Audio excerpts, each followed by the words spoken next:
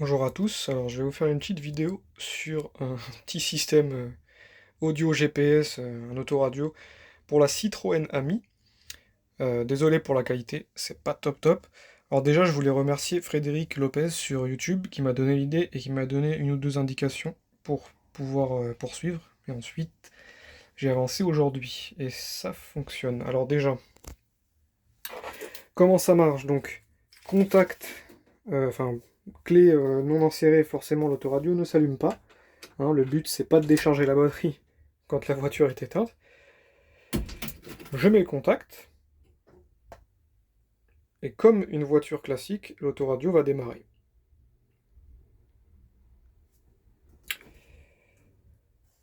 Exactement de la même façon qu'une voiture classique, je coupe le contact, j'enlève la clé, l'autoradio s'éteint. Ensuite, comment il est câblé? En fait, c'est assez simple. Il faut plusieurs infos, c'est-à-dire qu'il vous faut...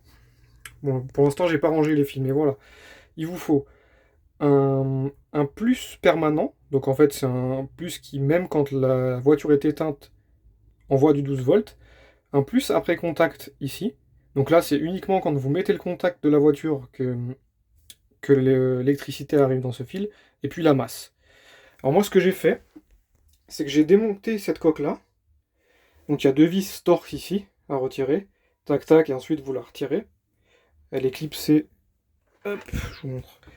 Elle est clipsée à ce niveau-là et à ce niveau-là. Une fois que vous avez retiré les vis, il faut forcer un petit peu, on va dire. Vous enlevez la coque. Et derrière le port USB, il y aura un fil marron. Si je me... Oui, un fil marron et un fil de deux couleurs qui est blanc-bleu. Le blanc-bleu, c'est la masse. Et le marron, c'est le plus après contact. Parce qu'en fait, le port USB, en fait, quand vous mettez pas le contact, vous branchez votre téléphone, ça va pas charger. Vous mettez le contact, ça va charger. Donc moi, je me suis repiqué là-dessus. Il fonctionne toujours, hein, ce port USB, mais je me suis repiqué là-dessus. Et ensuite, ce que Frédéric Lopez m'a donné comme info sur YouTube, c'est ceci en fait. La prise diagnostique, en fait, elle a le plus permanent à ce niveau-là. Donc moi j'ai acheté un petit adaptateur, donc c'est entièrement démontable. Vous voyez, un petit adaptateur avec tout un tas de fils qui arrivent. Et en fait, la broche numéro 16, vous regardez au niveau de la prise diagnostique qui est là, il y a des chiffres à l'intérieur. La broche numéro 16 vous donnera le plus permanent, donc le plus 12 volts, qui est relié directement à la batterie. Donc pour l'instant, moi, j'ai pas encore masqué les fils, etc. Donc une fois que vous avez votre plus permanent qui part de là, de la prise diag, et qui arrive ici, votre plus après contact, et votre masse qui part de là, la masse, je l'ai récupérée aussi là, c'est le fil marron. Vous connectez ça correctement à l'autoradio. Et après, à partir du moment où vous avez connecté ça donc à l'autoradio avec les bons fils, hein, il y a les étiquettes à chaque fois. Grande, c'est la masse. B+, donc batterie plus, c'est le plus permanent. Et ACC, c'est le plus après contact. Une fois que vous avez connecté ça, eh bien, il faut connecter vos enceintes. C'est la même chose pour les deux enceintes.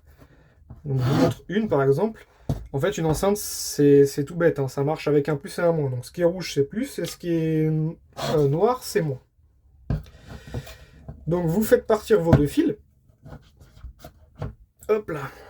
Vous faites partir vos deux fils. Donc, moi, les noirs, c'est les fils moins. Et les marrons, c'est les fils plus. Et ensuite, vous les connectez. Alors, je les ai connectés à ce niveau-là. Hop là. Vous voyez, là, je les ai connectés, par exemple. Donc, par exemple, le F, c'est front, donc enceinte avant. Et ensuite, le L, c'est left, enceinte gauche. Et le moins, le noir.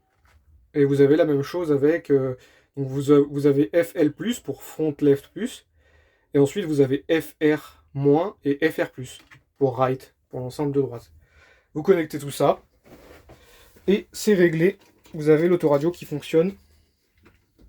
Hop là. Dès que vous mettez le contact. En plus, ce qui est super bien, c'est que vous avez le GPS avec celui-là. Coûte pas très cher, c'est un autoradio que j'ai eu sur Amazon. Bah pareil, c'est Frédéric Lopez, j'ai trouvé un lien. Je sais plus si j'ai pris exactement le même que lui ou pas. Hop là, et puis vous avez ça. Et le GPS, etc. Tout ce que vous voulez. Dès que vous connectez votre téléphone en USB sur la prise qui est là. Celle qui est là, auxiliaire, c'est juste pour charger le téléphone. Mais bon, vous avez celle-ci aussi. Voilà, voilà. Qu'est-ce que je voulais dire d'autre? Bah rien de spécial en fait, hein. Ça marche super bien. Et ça consomme quasiment rien. Donc c'est-à-dire qu'en termes d'autonomie, franchement, vous perdez pas grand-chose, puisqu'en fait c'est branché sur la batterie auxiliaire. Donc la batterie qui se recharge quand vous roulez. Donc en fait, bah il faut bien évidemment, si jamais vous avez un problème d'autonomie ou que vous avez plus beaucoup d'autonomie ici, débrancher la prise diag pour pas que l'autoradio s'allume. Vous voyez, si je le débranche là en direct, hop là, l'autoradio s'éteint. J'ai débranché la prise, l'autoradio s'éteint. Et comme ça, vous perdez plus d'autonomie. Hein, faut pas le laisser si vous avez 10 km d'autonomie, quoi, parce que sinon, ça risque d'être problématique. Mais on va dire que sur le trajet total, l'autonomie totale de la voiture, qui est de, bon, on va dire 70 km, quoi, maximum, ça peut vous faire perdre au maxi 5 km, quoi. Voilà, donc pour vous garder une petite marge de sécurité, si vous êtes à 10 km d'autonomie, vous coupez la prise diag et vous aurez plus l'autoradio. Voilà, voilà.